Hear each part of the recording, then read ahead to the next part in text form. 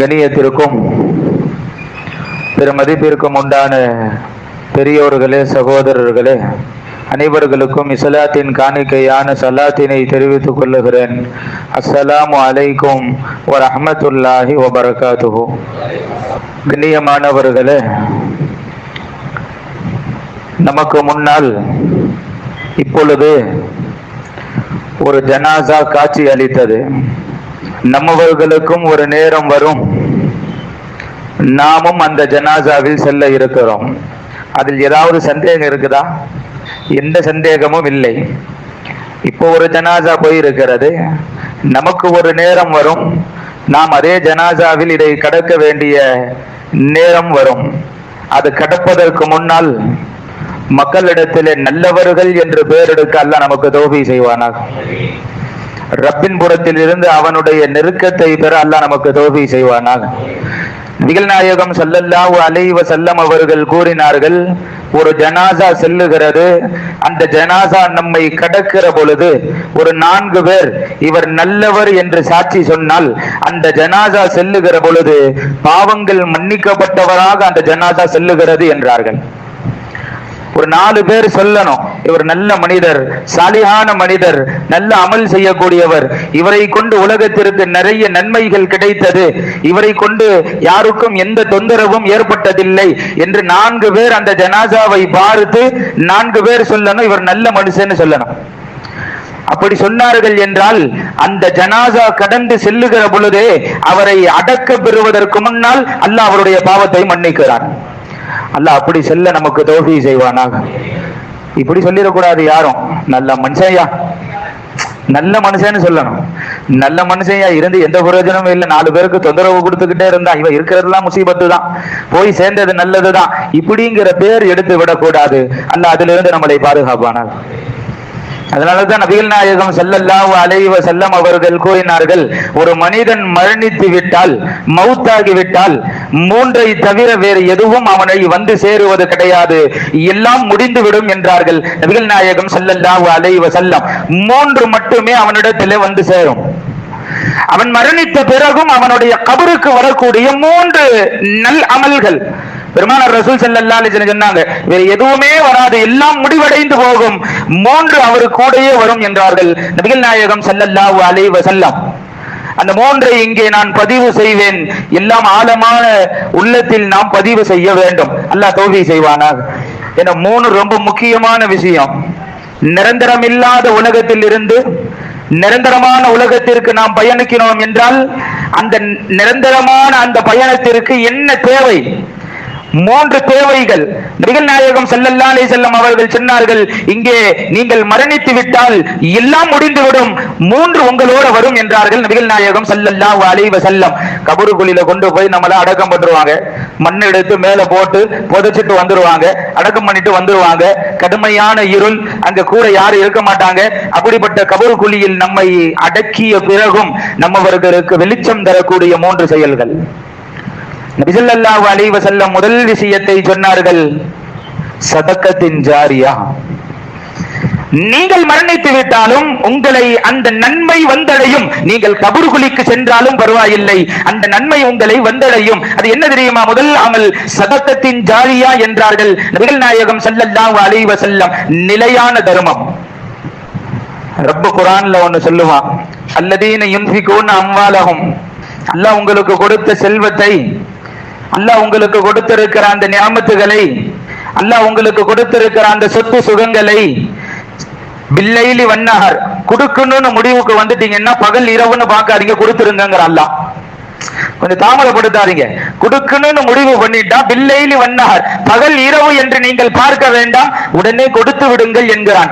சிர்ரம் அலானியத்தன், அதை நீங்கள் ரகசியமாக கொடுத்தாலும் சரி, வெளிப்படையாக கொடுத்தாலும் சரி, முடிவு எடுத்துட்டீங்கன்னா உடனே நீங்கள் கொடுத்து விடுங்கள். வலஹும் அஜ்ருஹும் இன்த ரப்பிஹிம், உங்கள் ரப்பினிடத்தில் உங்களுக்கு முழு கூலி இருக்கிறது. அல்லாஹ் சொல்லி காமிக்கிறான். அல்லதீன யுன்ஃபிகூன அம்வாலஹும், அல்லாஹ் உங்களுக்கு கொடுத்திருக்கிற அந்த செல்வங்களை கொடுக்க வேண்டும் என்று நீங்கள் முடிவு செய்து விட்டால் பகல் இரவு என்று நீங்கள் பார்க்க வேண்டாம். சிர்ரம் வ அலானியத்தன், ரகசியமாக இல்ல வெளிரங்கமாக கொடுக்கலாம் என்று நீங்கள் தாமதப்படுத்த வேண்டாம். எப்படி வேணாலும் கொடுத்துக்கலாம், நீங்க கொடுத்துருங்க. ஃபலஹும் அஜ்ருஹும் இன்த ரப்பிஹிம், உங்கள் ரப்பினிடத்திலே அதற்கு முழு கூலி இருக்கிறது என்கிறான் ரப்பல் ஆலமீன் அல்லாஹ் ஜல்ல ஷானஹு தஆலா. சொல்லிட்டு அல்லாஹ் அந்த ஆயத்தில் இன்னொன்னு சேர்த்து சொல்லுவான். என்ன தெரியுமா? யாரெல்லாம் அல்லாஹ் கொடுத்த தனக்கு கொடுத்த அந்த செல்வத்தில் இருந்து கொடுக்கிறார்களோ, தர்மம் செய்வார்களோ, வலா கௌஃபுன் அலைஹிம், அவர்களுக்கு எந்த பயமும் வேண்டாங்கிறான் அல்லாஹ். ஏன்னா நீங்க இங்க கொடுக்க ஆரம்பிச்சிட்டீங்கன்னா நான் உங்களுக்கு கொடுப்பேங்கிறான் அல்லாஹ்.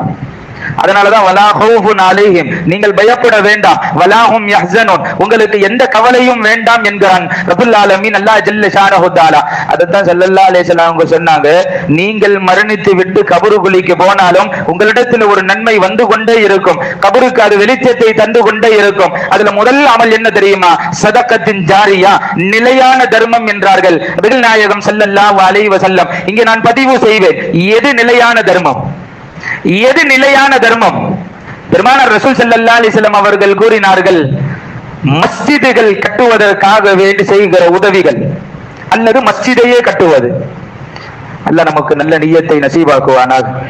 முடிந்தவரை ஒண்ணு மஸ்ஜிது கட்டிடணும், அப்படி இல்லைன்னா அது கட்டுவதற்கு என்ன தேவைகளோ உதவிகளோ அதெல்லாம் நம்ம செய்யணும். அல்லாஹ் நமக்கு தௌஃபீக் செய்வானாக. முதல்ல சதக்கத்தின் ஜாரியாவிற்கு முதல் அந்தஸ்தை பிடித்த ஒரு அமல் என்ன தெரியுமா? மஸ்ஜிதுகள் கட்டுவது, இல்லாட்டி அதுக்கு உதவிகள் செய்வது. இந்த அமல் இருக்குது. நாம மௌத்தா போய் கபருக்குழிக்கு போனாலும் அந்த மஸ்ஜிதில் இருந்து அந்த நன்மை நம்ம கபருக்கு வந்துகிட்டே இருக்கும். அந்த நன்மை வந்து சேர்ந்துகிட்டே இருக்கும். அந்த கபராளி அல்லாஹ்ட்ட கேட்பார், நான் என்ன செஞ்சேன்னு தெரியல ரப்பே, சொர்க்கத்தின் கதவுகள் திறக்கப்படுகிறது, அங்கிருந்து நல்ல தென்றல் காற்று வீசுகிறது, இருளாக வந்து படுத்தேன், இப்பொழுது வெளிச்சத்தை நீ தந்திருக்கிறாய், நான் அப்படி என்ன செஞ்சேன்னு கபராளி கேட்கிற பொழுது, நீ மஸ்ஜிது கட்டுவதற்காக வேண்டி உதவினாய்.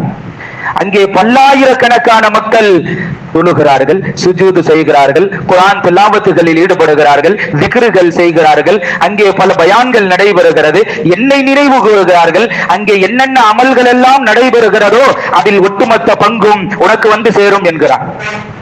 நன்மை வந்து சேர்ந்துகிட்டே இருக்கும். நாம மௌத்தா போனாலும் கபருக்குழிக்கு அந்த நன்மை வந்து சேர்ந்துகிட்டே இருக்கும். நாங்க பெருமானார் ரசூல் ஸல்லல்லாஹு அலைஹி வஸல்லம் மஸ்ஜிதுகள் கட்டுவதும் அதற்காக வேண்டி உதவி செய்வதும். என்ன, நாம மௌத்தா போயிடுவோம் பாய், ஆனா பள்ளிவாசல் கியாமத் நாள் வரைக்கும் இருக்கும். நாம நம்ம சந்ததிகள் எல்லாம் மௌத்தா போயிடும். ஒரு 1000 வருஷம் எடுத்துக்கங்களா, இல்ல ஒரு 2000 வருஷம், கபறுகளில் அந்த நன்மை வந்து சேர்ந்து கொண்டே இருக்கும் என்கிறார்கள் நபிகள் நாயகம் ஸல்லல்லாஹு அலைஹி வஸல்லம். அடுத்து நிலையான தர்மம் இரண்டாவது இடத்தை பிடித்தது என்ன தெரியுமா? மதரசாக்களுக்கு உதவி செய்வது. மார்க்க கல்வியை, இல்மை, குர்ஆன் ஹதீசுகளை கற்பதற்காக வேண்டி ஏற்படுத்தப்பட்ட மதரசாக்கள், அந்த மதரசாக்களுக்கு உதவி செய்வது. ஏன்னா நாம் செய்கிற ஒவ்வொரு உதவியும் அது சாதாரணமானது அல்ல, ஒரு ஆலிமை உருவாக்கும். ஸல்லல்லாஹு அலைஹி வஸல்லம் சொன்னாங்க, ஒரு ஆலிம் யார் தெரியுமா? அது ஒட்டுமொத்த சமூகம் என்றார்கள். ஒரு ஆலிம் அவர் யார் தெரியுமா? ஒட்டுமொத்த சமூகத்தை அவர் நேரான வழியில் கொண்டு செல்லுவதற்கு முயற்சி செய்வார். ஒன்னு தானும் இபாதத்து செய்வார், தானும் அமல் செய்வார், அடுத்தவர்களையும் அமல் செய்ய தூண்டுவார். ஒரு ஆலிம். ஸல்லல்லாஹு அலைஹி வஸல்லம் ஒரு ஹதீஸ்ல சொன்னாங்க, குர்ஆனுடைய ஆயத்தும் என்ன தெரியுமா? இன்னமா யக்ஷல்லாஹு மின் இபாதிஹில் உலமா, உலகத்திலேயே அல்லாஹ்வை அதிகமாக அஞ்சக்கூடியவர்கள் யார் என்று அல்லாஹ் குர்ஆனிலே சொல்லுகிற பொழுது நபிமார்கள்னு சொல்லல, வலிமார்கள்னு சொல்லல. ஏன்னா நபிமார்களும் வலிமார்களும் அந்த லிஸ்ட்ல வந்துருவாங்க, அதனால அல்லாஹ் தனியா எடுத்து காமிக்கல. இன்னமா யக்ஷல்லாஹு மின் இபாதிஹில் உலமா, உலகத்திலேயே நான் படைச்ச அடியார்கள்லேயே என்னை அதிகமாக அஞ்சக்கூடியவர்கள் யார் தெரியுமா? ஆலிம்கள் என்கிறான் ரப்புல் ஆலமீன் அல்லாஹ் ஜல்ல ஷானஹு தஆலா. அவர்கள் மார்க்க கல்வியை கற்று குர்ஆன் ஹதீசுகளை கற்பதற்காக வேண்டி நாம் செய்கிற ஒவ்வொரு உதவியும் அவர் ஹயாத்தாக இருக்கும் காலமெல்லாம் எவ்வளவு நன்மைகள் செய்கிறாரோ, எந்தென்ன நன்மைகளில் தூண்டுகோலாக இருக்கிறாரோ அத்தனை விஷயங்களும் நமக்கு கபருக்கு வந்து சேர்ந்துகிட்டு இருக்கும். இது சதக்கத்தின் ஜாரியா. இது இரண்டாவது. மூன்றாவது, நபிகள் நாயகம் ஸல்லல்லாஹு அலைஹி வஸல்லம் அவர்கள் சொன்னார்கள், எது சதக்கத்தின் ஜாரியா தெரியுமா? மரம் செடி கொடிகளை நடுவது, மக்களுக்கு பிரயோஜனம் தரக்கூடிய மரத்தை நடுவது. ஸல்லல்லாஹு அலைஹி வஸல்லம் சொன்னாங்க, கடுமையான வெயில், நடந்து போய் கொண்டு இருக்கிறோம், எங்கேயாவது நிழலுக்கு ஒதுங்கணும்னு நினைப்போம், எங்கேயாவது நிழலுக்கு ஒதுங்க வேண்டும் என்று நினைப்போம். அப்படி நினைக்கும் போது எதை தேடுவோம்? மரத்தை தேடுவோம். ஏன்னா அங்கதான் கொஞ்சம் ஜில்லுன்னு இருக்கும், போய் அங்க கொஞ்சம் உட்கார்ந்தா கொஞ்சம் காத்தோட்டமா இருக்கும். ஸல்லல்லாஹு அலைஹி வஸல்லம் சொன்னாங்க, ரொம்ப தெளிவான ஹதீஸ், இமாம் புகாரி பதிவு செய்வார். அந்த மரத்தடிக்கு அடியில் யாரெல்லாம் வழிபோக்கர்கள் நிழலுக்காக வேண்டி ஒதுங்குவார்களோ அந்த மரம் இருக்கும் காலமெல்லாம் அதில் பயனடையக்கூடியவர்கள் ஒட்டுமொத்த நன்மையும் யார் அந்த மரத்தை நட்டு வைத்தாரோ அவர் மௌத்தா போனாலும் அவர் கபருக்கு வந்து சேரும். அதிலிருந்து நிழல் பெறுகிறவர்கள், அதிலிருந்து காய் கனிகளை பெறுபவர்கள், இது அத்தனையுமே அவருடைய கபருக்கு நன்மையாக போய் சேரும். அது மரம் செடி கொடிகள் எதுவாகவும் சரி. சில பேர் வீட்டுல செடி வளர்ப்பாங்க, ஒன்னத்துக்கு ஆவாத செடி எல்லாம் வளர்ப்பாங்க அழகுக்குன்னு சொல்லி. மக்களுக்கு பிரயோஜனம் தரக்கூடிய வகையில் இருக்கிற செடிகளை நாம் வளர்க்க வேண்டும். அல்ல நமக்கு தௌஃபீக் செய்வானாக. சில பேர் வீட்டுல வச்சிருப்பாங்க இந்த ஓம இலை செடி, துளசி செடி, இதெல்லாம் வச்சு வளர்ப்பாங்க. இது நபியினுடைய சுன்னத். இது ஹஜ்ரத் அபூதர் ரலியல்லாஹு தஆலா அவங்க, அபூதர் கிஃபாரி ரலியல்லாஹு தஆலா அவங்க வேலையே என்ன தெரியுமா? ஸல்லல்லாஹு அலைஹி வஸல்லம் எப்ப இந்த ஹதீஸை கேட்டாங்களோ எங்க பார்த்தாலும் அவங்களுக்கு செடி நடுறதும் மரம் நடுறதுதான் வேலையே. இன்றைக்கும் நீங்கள் மதீனாவிற்கு சென்று போய் பார்த்தால் ஹஜ்ரத் அபூதர் கிஃபாரி ரலியல்லாஹு தஆலா மதீனால எந்த தெருக்குள்ள பூந்தாலும் மரங்கள்லாம் பார்க்க முடியாது. எந்த தெருவுக்குள்ள போனாலும் மரங்கள்லாம் பார்க்க முடியாது. சும்மா அழகுக்கு வேணா அங்கங்க பேரிச்சம்பழத்தினுடைய மரத்தை நட்டு வச்சிருப்பாங்க. மதீனால 22வது நம்பர் கேட்டு வழியா போனீங்கன்னா லெப்ட் பக்கம் திரும்பிங்கன்னா அங்க ஹஜ்ரத் அபூதர் கிஃபாரி ரலியல்லாஹு தஆலான்னு சொல்லிட்டு ஒரு தெருவே இருக்குது. அந்த தெருக்கு பேரே அதுதான். இங்கெல்லாம் ஒவ்வொரு தெருவுக்கு ஒவ்வொரு பேர் வச்சிருக்கோம்ல, மதீனாவிலையும் சரி மக்காலையும் சரி, அங்க ஒவ்வொரு தெருக்களுடைய பேர் ஒவ்வொரு சஹாபியினுடைய பேர். ஹஜ்ரத் அபூதர் கிஃபாரி ரலியல்லாஹு தஆலா அவர்களுடைய ஸ்ட்ரீட் அந்த தெரு அப்படின்னு அதுக்குள்ள போனோம்னா கண்ணுக்கு எத்தனை தூரம் அளவுக்கு அந்த தெரு முழுக்க மரங்களாக இருக்கும். அதை ஞாபகப்படுத்துவதற்காக வேண்டியோ என்னவோ தெரியல, அது அப்படித்தான் அங்க வச்சிருக்கிறாங்க. ஏன்னா அவர்களுடைய வேலை அதுவாக இருந்தது. காரணம் என்னன்னா ஸல்லல்லாஹு அலைஹி வஸல்லம் சொல்றாங்க, அதிலிருந்து எத்தனை பேர் பயனடைவார்களோ அந்த நன்மைலாம் எங்க வந்து சேரும்? கபருக்குள்ளிக்கு வந்து சேரும். அடுத்து சதக்கத்தின் ஜாரியாவுல பெருமானார் ரசூல் ஸல்லல்லாஹு அலைஹி வஸல்லம் சொன்னாங்க, கிணறு தோண்டுவது, மக்களுக்கு தண்ணீர் கொடுப்பது. கிணறு தோண்டுவதனுடைய மக்சத் நோக்கம் என்னன்னா மக்களுக்கு தண்ணி கொடுக்கிறது. சில பேர் வீட்டுல தண்ணி பைப்பு இருக்கும், குடி தண்ணி, ஒரு 4 வீட்டுல இருக்காது. நாம என்ன செய்யணும்? நமக்கு குடிச்சுக்கிட்டு மற்ற 4 வீட்டுக்கு அந்த தண்ணி எடுத்துக்கங்கம்மா பயன்படுத்துங்கன்னு கொடுக்கணும். பயன்படுத்துவதற்கு தண்ணீரை நாம நம்ம வீட்டுல இருந்து பக்கத்து வீட்டுங்களுக்கு கொடுக்கணும். ஸல்லல்லாஹு அலைஹி வஸல்லம் சொன்னாங்க, அந்த தண்ணீரை நீங்க செலவு பண்ணி போட்டதுதான் இல்லைன்னு இல்ல, அது யாருக்கெல்லாம் பயன்படுமோ, நாம மௌத்தா போய் அது எத்தனை பேர் பயன்படுத்துவார்களோ அந்த நன்மை உங்களுக்கு கபர் வரைக்கும் வந்து சேர்ந்து கொண்டே இருக்கும். அது சதக்கத்தன் ஜாரியா என்றார்கள் பெருமானார் ரசூல் ஸல்லல்லாஹு அலைஹி வஸல்லம். ஹஜ்ரத் ஸஅத் இப்னு உபாதா ரலியல்லாஹு தஆலா அன்ஹு வெளியூருக்கு பயணம் போயிருந்தாங்க, யமன் தேசத்துக்கு. போயிட்டு வராங்க. அவங்க வர்றதுக்கு முன்னால அவங்களுடைய தாயார் மதீனால வஃபாத் ஆயிட்டாங்க. தாயார் மௌத் ஆயிட்டாங்க. அவர் வருவாருன்னு பார்த்தா வெகு தூரம் பயண தொலைவுல போயிட்டதுனால அவங்க சொந்தக்காரங்களே ஹஜ்ரத் உபாதா ரலியல்லாஹு தஆலா அவங்களுடைய தாயார சஹாபாக்களை அடக்கம் பண்ணிட்டாங்க நல்லபடியா.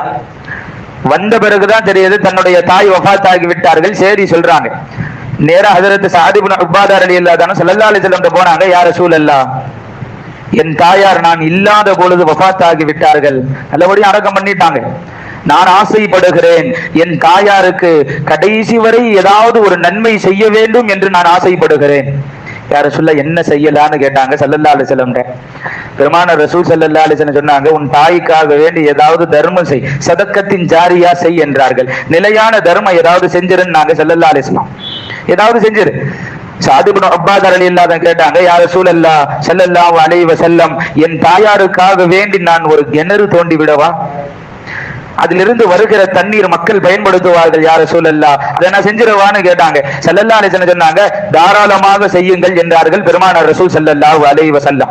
இன்னொரு ஹதீஸ்ல அதே ஸஅத் இப்னு உபாதா ரலியல்லாஹு அன்ஹு கேட்டாங்க, யா ரசூலல்லாஹ், என் தாயாருக்காக வேண்டி நான் மிகப்பெரிய மரத்தோட்டங்களை வைத்திருக்கிறேன், அது என் தாயாருக்காக வேண்டி சதகா செஞ்சிருறேன். ஏன்னா அது இருக்கும் காலம் எல்லாம் என் தாய்க்கு போய் நன்மை சேரட்டும் என்றார்கள் ஹஜ்ரத் ஸஅத் இப்னு உபாதா ரலியல்லாஹு தஆலா.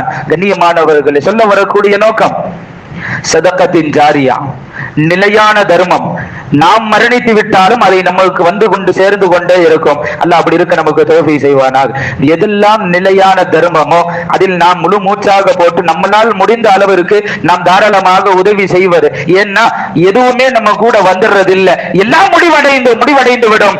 நாம் செய்கிற அந்த நிலையான தர்மம் தான் நம்மவர்கள் மௌத்தாகி விட்டாலும் அது நன்மையாக வந்து சேர்ந்து கொண்டிருக்கும். அல்லாஹ் தௌஃபீக் செய்வானாக. இரண்டாவது ஸல்லல்லாஹு அலைஹி வஸல்லம் அவங்க சொன்னாங்க, நாம் மரணித்து விட்டாலும் நம்மளோட வரக்கூடிய இரண்டாவது அமல் ஸல்லல்லாஹு அலைஹி வஸல்லம் சொன்னாங்க, அவ் இல்மின் யுன்தஃபஉ பி. ஸல்லல்லாஹு அலைஹி வஸல்லம் சொன்னாங்க பயனுள்ள கல்வி என்றார்கள். என்ன சொன்னாங்க பை? பயனுள்ள கல்வி. நான் உங்கள்ட்ட கேட்கிறேன் கேள்வி, பயனுள்ள கல்வின்னா எதை சொல்லுவீங்க பை? சத்தமா சொல்லுங்க பை. குர்ஆன் ஹதீஸ் ரொம்ப தெளிவா விளங்கி வச்சிருக்கிறோம் அல்ஹம்துலில்லாஹ். ஏன்னா இன்னைக்கு அப்படியே மாற்றமா இருக்கு சூழ்நிலை, அதனால சொல்ல வரோம். பயனுள்ள கல்வி எது இந்த உலகத்திலேயும் மறு உலகத்திலேயும் நம்மவர்களை பாதுகாக்குமோ, எது இந்த உலகத்திலும் மறு உலகத்திலும் நம்மவர்களுக்கு உயர்ந்த அந்தஸ்தை கொடுக்குமோ அப்படிப்பட்ட மார்க்க கல்வி பயனுள்ள கல்வி என்றார்கள் நபிகள் நாயகம் ஸல்லல்லாஹு அலைஹி வஸல்லம். என்ன நாம குர்ஆன் ஓத கத்துக்கிட்டோம் அப்படின்னா நாம பிறர்களுக்கு கற்றுக் கொடுக்கலாம், கற்றுக் கொடுப்பதின் மூலமாக அவர் ஹயாத்து வரைக்கும் எவ்வளவு அமல் செய்கிறாரோ அந்த நன்மை நாம் மரணித்து விட்டாலும் அந்த நன்மை நமக்கு வந்து சேர்ந்துகிட்டே இருக்கும். இதுதான் பயனுள்ள கல்வி என்றார்கள் நபிகள் நாயகம் ஸல்லல்லாஹு அலைஹி வஸல்லம். மார்க்க கல்வியின் பக்கம் நாம் விரைந்து வர வேண்டும். குர்ஆன் ஹதீஸுகளை நாம் தெரிந்து கொள்வதற்காக வேண்டி வயசு தேவையில்லை, நாம் எப்பொழுது வேண்டுமானாலும் மார்க்க கல்விகளை இல்மை நாம் கற்றுக்கொள்ளலாம். அதனால இது போல் உள்ள பயான் மஜ்லிஸ்களில் நாம் முன்னேறி முன்னால் வர வேண்டும். அல்லாஹ் தௌஃபீக் செய்வானாக. என ஒவ்வொரு நேரமும் புது புது ஆயத்துகள் ஹதீஸுகள் எடுத்து சொல்லப்படுகிறது, மார்க்க விஷயங்களை எடுத்து முன்வைக்கப்படுகிறது. குர்ஆனை கற்றுக் கொடுப்பதற்காக உண்டான மதரசாக்கள் நடைபெற்று கொண்டிருக்கிறது. அப்ப கண்ணியமானவர்கள், பயனுள்ள கல்வியை நாம் கற்றுக்கொள்வது, நாம் கற்பதினால் பிறர்களுக்கும் கற்றுக் கொடுப்போம்.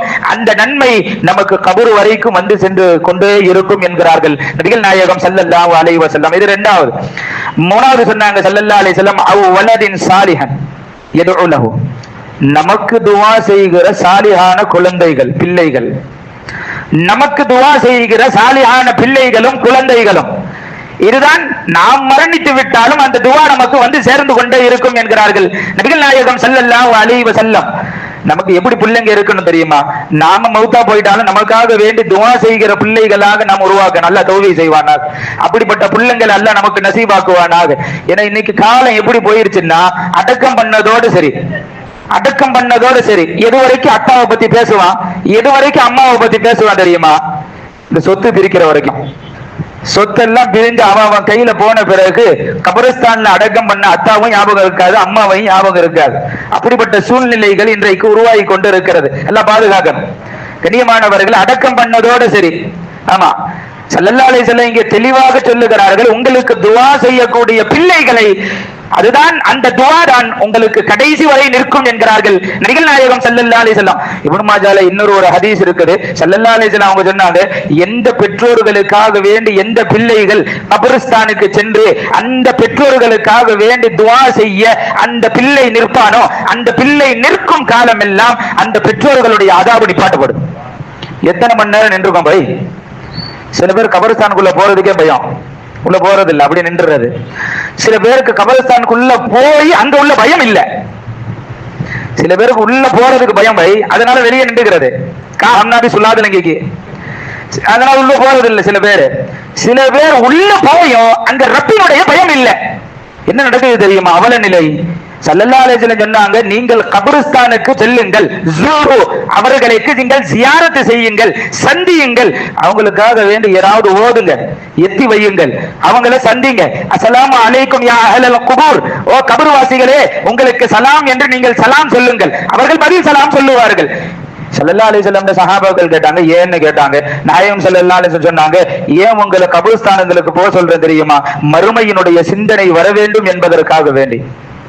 மறுமையினுடைய சிந்தனை வர வேண்டும் என்பதற்காக வேண்டி ஒரு நேரம் வரும், என்னையும் அடக்கப்படுவார்கள், என்னையும் அடக்குவார்கள், நானும் இதே போல் அடக்கப்படுவேன், எனக்கும் கபன் இடப்படுவார்கள். இதுவரைக்கும் நான் துணி உடுத்தினேன், என்னை 4 பேர் துணி உடுத்துவார்கள். இதுவரைக்கும் நான் குளித்தேன், என்னை 4 பேர் குளிப்பாட்டுவார்கள். இதே பேர் கொண்டு வந்து கபரில் என்ன அடக்கம் பண்ணுவார்கள், மண்ணை தூக்கி போடுவாங்க. அந்த நிலைமை எனக்கு எப்படி இருக்கும் என்பதை சிந்திப்பதற்காக வேண்டிதான் கபரிஸ்தானுக்கு நாம் செல்லுகிறோம். மறுமையினுடைய சிந்தனை வருவதற்காக வேண்டி சில பேர் உள்ள போய் அந்த சிந்தனை வரதில்லை. நவுதுபில்லா ஒண்ணு நடந்துட்டு என்ன தெரியுமா, உள்ள கபரு குழியில இறங்கின ஒருத்தன் போன் பேசுறான்.